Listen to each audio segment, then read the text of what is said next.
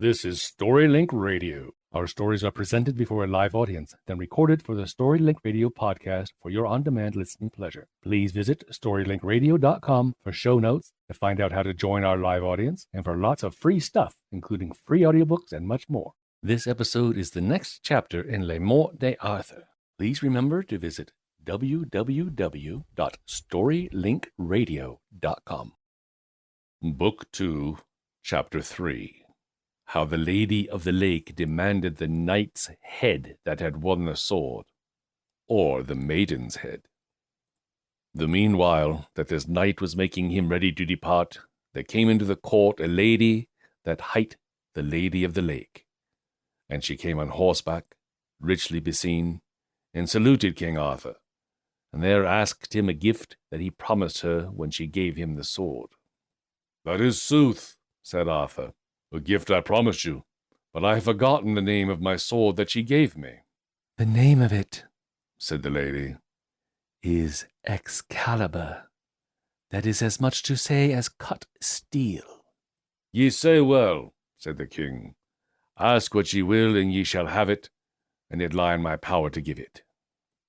"Well," said the lady, "I ask the head of the knight that hath won the sword, or else the damsel's head that brought it. I take no force, though I have both their heads, for he slew my brother, a good knight and a true, and that gentle woman was causer of my father's death." "Truly," said King Arthur, "I may not grant neither of their heads with my worship. Therefore ask what ye will else, and I shall fulfill your desire." "I will ask none other thing," said the lady.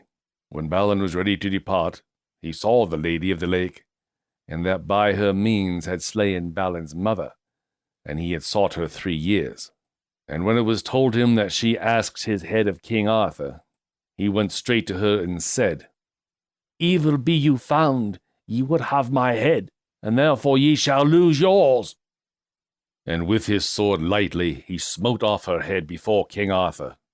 "Alas, for shame!" said Arthur. "Why have ye done so? Ye have shamed me and all my court, for this was a lady that I was beholden to, and hither she came under my safe conduct. I shall never forgive you that trespass." "Sir," said Balin, "me forethinketh of your displeasure, for this same lady was the untruest lady living, and by enchantment and sorcery she hath been the destroyer of many good knights, and she was the causer that my mother was burnt, through her falsehood and treachery." "What cause soever ye had," said Arthur, "ye should have forborne her in my presence. Therefore think not the contrary. Ye shall repent it, for such another despite had I never in my court. Therefore withdraw you out of my court in all haste ye may." Then Balin took up the head of the lady, and bare it with him to his hostelry, and there he met with his squire, that was sorry he had displeased King Arthur, and so they rode forth out of the town. "Now," said Balin, "we must depart. Take thou this head, and bear it to my friends, and tell them how I have sped, and tell my friends in Northumberland that my most foe is dead. Also tell them how I am out of prison, and what adventure befell me at the getting of this sword."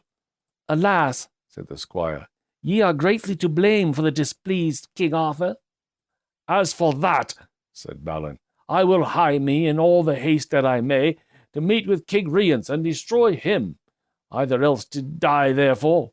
And if it may hap me to win him, then will King Arthur be my good and gracious lord." "Where shall I meet with you?" said the squire. "In King Arthur's court," said Balin. And so his squire and he departed at that time. Then King Arthur and all the court made great dole and had shame of the death of the Lady of the Lake. Then the king buried her richly. Check back soon for the next chapter of MORTE D'ARTHUR.